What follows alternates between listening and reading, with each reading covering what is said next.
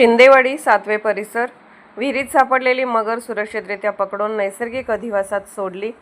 सातवेपैकी शिंदेवाडी येथे एक अनोखी घटना समोर आली असून संदीप शिंदे यांच्या शेतातील विहिरीमध्ये मगर आढळल्याची माहिती मिळताच परिसरात एकच खळबळ उडाली।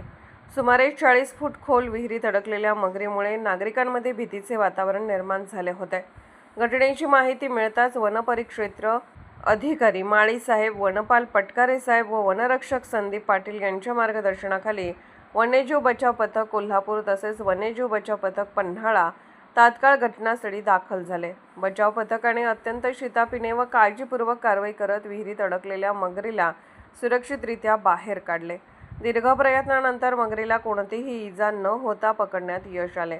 त्यानंतर संबंधित वन विभागाच्या नियमानुसार मगरीला तिच्या नैसर्गिक अधिवासात सुखरूप सोडण्यात आले। या धाडसी आणि संयमी कामगिरीला वन विभाग व बचाव पथकाचे नागरिकांकडून कौतुक करण्यात येत आहे।